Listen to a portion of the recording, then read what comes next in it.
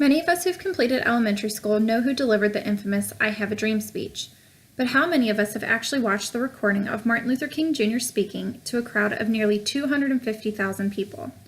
Personally, I had not seen the speech until this past Monday, but can vividly remember reading and learning about the speech that helped make the March on Washington so memorable. According to biography.com, Martin Luther King Jr. was a Baptist minister and social activist who led the civil rights movement in the United States from the mid-1950s until his assassination in 1968.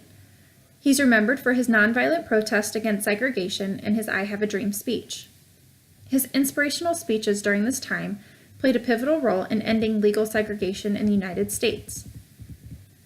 King begins his famous speech by addressing the works of Abraham Lincoln in ending slavery, stating how momentous his work was for African American slaves in particular.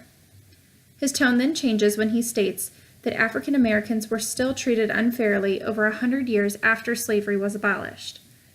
He affirms the massive crowd of the inalienable rights all men were guaranteed in the Constitution and the Declaration of Independence.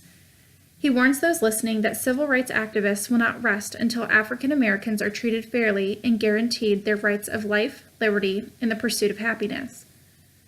After the warning of the revolt, he addresses the activists and instructs them to refrain from being hateful and bitter during the nonviolent protests and revolts.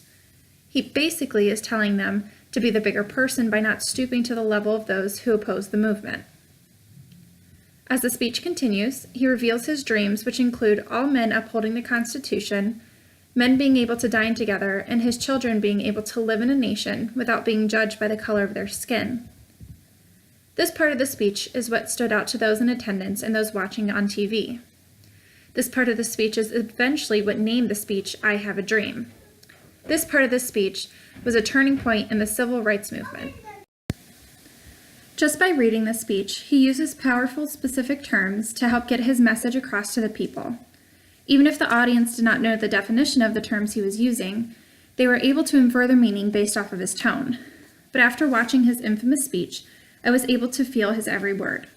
His demeanor and his tone throughout the speech revealed how comfortable he was speaking in front of crowds.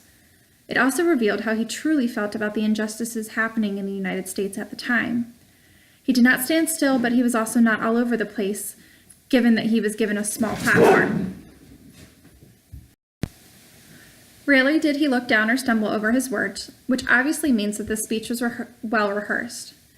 Little do people know, but the phrase "I have a dream" was not a planned part of the speech.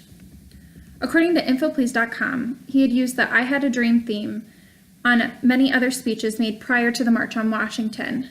So not only was his speech a success based off the crowd's reactions, but he also showed how skilled he is at public speaking by able to improvise based off his feelings and the reaction that he was getting from the crowds.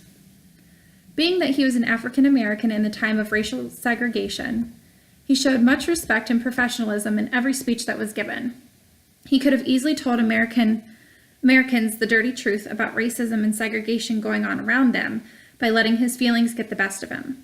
Instead, he showed others how being respectful yet firm can help make a change in the world they were living in.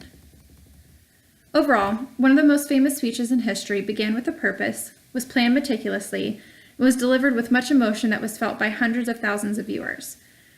Martin Luther King Jr. was not only a dedicated and inspirational civil rights activist, but a stupendous public speaker that any student can take many lessons from just by reading or watching his many speeches throughout history.